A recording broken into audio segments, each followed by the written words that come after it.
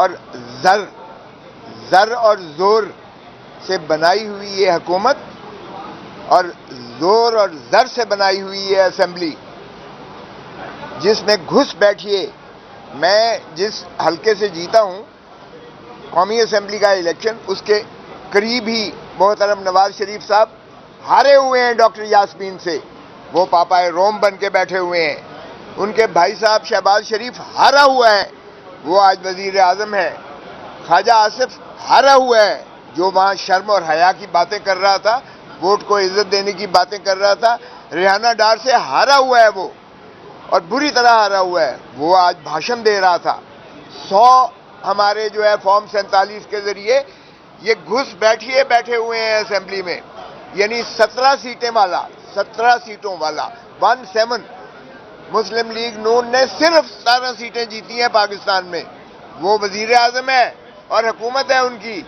اور 180 نشستیں جیتنے والا عمران خان آج قید تنہائی میں پابا سلاسل میں اڈیالہ جیل میں. اس کی بتی بند کر دی جاتی ہے، اس کی ملاقاتیں بند کر دی جاتی ہیں، اس کے ساتھ ظلم روا کیا جاتا ہے. اس کی بیوی کو اندر کیا ہوا ہے، اس کی بہنوں کو اندر کر دیا گیا ہے، اس کے بھتیجے کو بھانجے کو اندر کیا ہوا ہے. یہ ماشاءاللہ اگر وہ اس طرح سے سمجھتے ہیں کہ عمران خان کو توڑ دیں گے تو 25 کروڑ عوام کو توڑنا پڑے گا آپ کو. پھر وہی ہوگا جو یحییٰ خان نے کہا تھا 1971 میں، I want the soil of Bengal minus the Bengalis. تو پھر اگر آپ کو پاکستان -25 کروڑ عوام سے پاکستان پہ حکمرانی کرنی ہے تو ماشاءاللہ یہ ایوان بیٹھے ہوئے ہیں.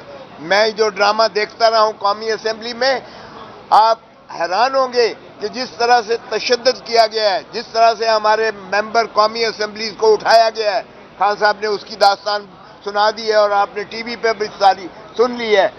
آپ کے ساتھ جو ظلم اور جبر ہوا ہے میڈیا کے ساتھ، یعنی آواز کو بند کر دیا گیا ہے، ہمارے لیے ایک کنٹینرستان بنا دیا گیا ہے.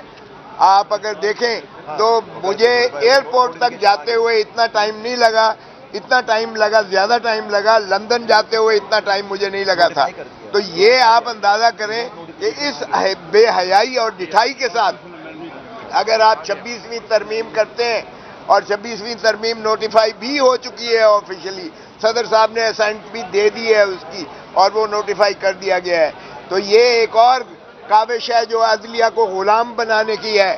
پہلے بھی میرا سر جو ہے آپ کے سامنے ہے، 26 ٹانکے آج بھی آپ کو نظر آ رہے ہوں گے. 2000 جب افتخار چودھری کو جب ہمارے چیف جسٹس کو کھینچا گیا تھا بالوں سے کے پی کے ہاؤس میں، سندھ ہاؤس میں، تو بھی ہم نے تحریک چلائی تھی. اور وہاں سے آپ دیکھیں کہ جو شخص مکے دکھاتا تھا کہ دیکھیے میری طاقت، وہ جب وکلا کالا کوٹ نکلا ہے اور اس کے پیچھے عوام نے تائید کی ہے تو پھر خش و خاشاک کی طرح بہہ گیا ہے. اور اس کی جو ہے جسد خاکی بعد میں مرنے کے بعد پاکستان میں آیا. لیکن شرمناک اس ادارے کو میں کہتا ہوں، سمجھتا ہوں کہ اس کو انہوں نے وہ دیا، یعنی آفیشل وہ دیا، حالانکہ وہ کنڈیمڈ پریزنر تھا جس نے آئین تو شکنی کی تھی. اب بھی آئین شکنی ہو رہی ہے. یہ اس اسمبلی کو نہ تو یہ اختیار تھا کہ یہ لیجسلیشن عام کریں، نہ ان کو اختیار تھا جو ہے آئین کو ترمیم کرنے کا اختیار تھا. یہ انہوں نے بلڈوز کیا ہے. اور جس طریقے سے خان صاحب نے بتایا کہ ہمارے ہی سینیٹرز اور ایم این ایز کو اٹھایا گیا، ان کے بیوی بچوں، ماؤں بہنوں، بیٹیوں کو اٹھایا گیا اور ان کی جو ہے ویڈیوز بنا کے اور بلیک میل کیا گیا. مجھے بتائیں اس طرح سے انسانیت سوچ سلوک کیا گیا ہے. میں تو حیران ہوں کہ پاکستان سارے کو انہوں نے ایک گیرزن سٹیٹ بنا دیا ہے. پہلے ہم اسے پولیس سٹیٹ کہتے تھے، اب یہ گیرزن سٹیٹ ہے. اور یہ کس زوم میں بیٹھے ہوئے ہیں؟ اور بھائی تمہارے پلے کچھ ہے بھی؟ پہلے پوچھے تو صحیح، شہباز شریف کے پلے یا نواز شریف کے پلے یا مریم بی بی کے پلے یا وہ جو ہے بگٹی صاحب ہے، ان کے پلے کچھ ہے؟ اور ان کو تو وزیر خزانہ بھی دیا گیا ہے، ان کو تو وزیر داخلہ بھی دیا گیا ہے.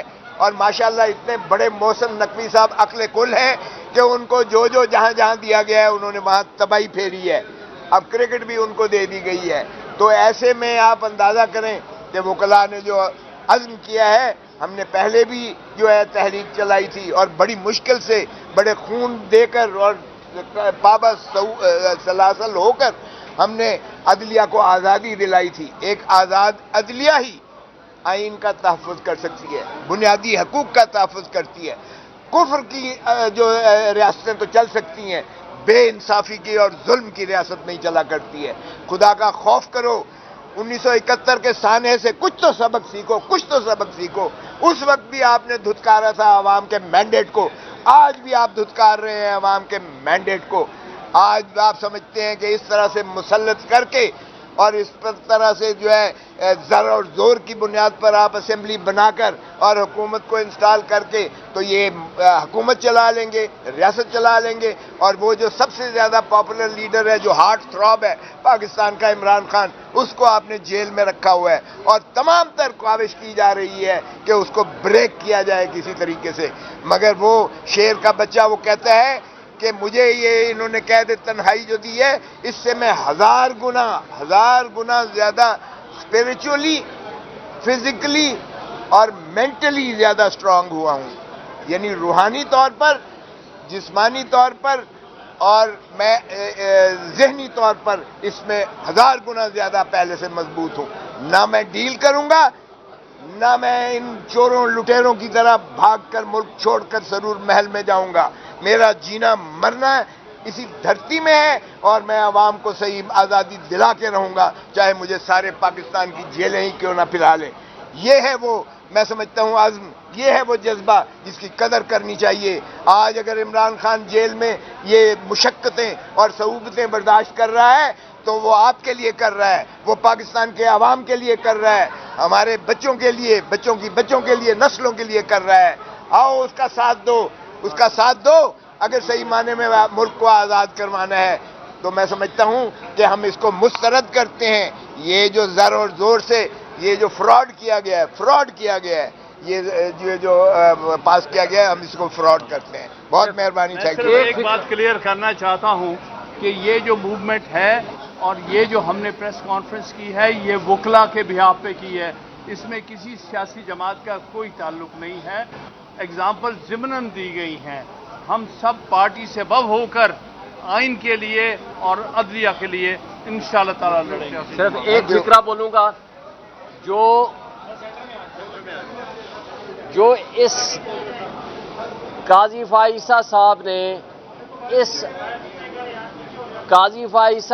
نے اس آرمی ترمیم کے لیے جو 13 مہینے ناانصافی کی بنیادیں اور مثالیں قائم کی، آج ان کے لیے صرف ایک فکرہ، نہ خدا ہی ملا نہ وصال صنم.